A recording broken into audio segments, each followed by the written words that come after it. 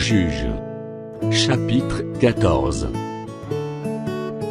Samson descendit à Timna, et il y vit une femme, parmi les filles des Philistins.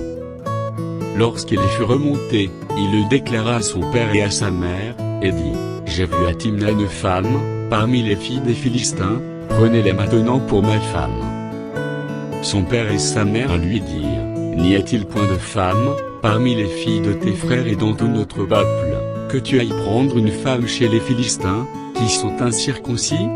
Et Samson dit à son père, « Prends-la pour moi, car elle me plaît. » Son père et sa mère ne savaient pas que cela venait de l'Éternel, car Samson cherchait une occasion de dispute de la part des Philistins. En ce temps-là, les Philistins dominaient sur Israël. Samson descendit avec son père et sa mère à Timna. Lorsqu'ils arrivèrent aux vignes de Timna, voici, un jeune lion rugissant vint à sa rencontre. L'Esprit de l'Éternel saisit Samson, et, sans avoir rien à la main, Samson déchira le lion, comme on déchire un chevreau. Il ne dit point à son père, et à sa mère ce qu'il avait fait. Il descendit et parla à la femme, et elle lui plut. Quelque temps après, il se rendit de nouveau à Timna pour la prendre, et se détourna pour voir le cadavre du lion. Et voici, il y avait un essaim d'abeilles, et du miel dans le corps du lion. Il prit entre ses mains le miel, dont il mangea pendant la route, et lorsqu'il fut arrivé près de son père et de sa mère, il leur en donna, et ils en mangèrent. Mais il ne leur dit pas qu'il avait pris ce miel dans le corps du lion. Le père de Samson descendit chez la femme. Et là, Samson fit un festin, car c'était la coutume des jeunes gens. Dès qu'on le vit, on invitait 30 compagnons, qui se tinrent avec lui. Samson leur dit, « Je vais vous proposer une énigme. Si vous me l'expliquez pendant les 7 jours du festin, et si vous la découvrez, je vous donnerai 30 chemises et 30 vêtements de rechange.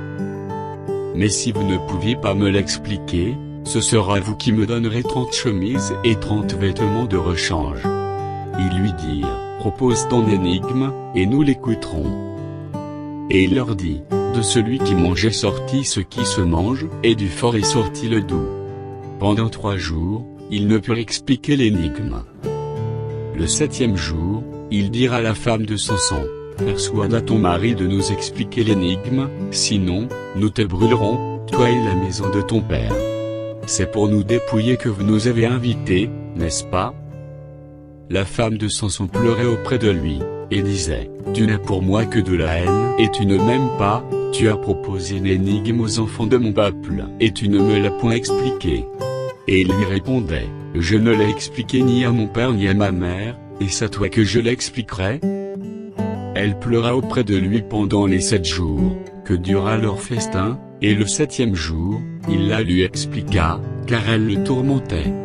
Et elle donna l'explication de l'énigme aux enfants de son peuple. Les gens de la ville dirent à Samson le 7e jour, avant le coucher du soleil, « Quoi de plus doux que le miel, et quoi de plus fort que le lion ?» Et il leur dit, « Si vous n'aviez pas labouré avec ma génisse, vous n'auriez pas découvert mon énigme. » L'Esprit de l'Éternel le saisit, et il descendit à Ascalon.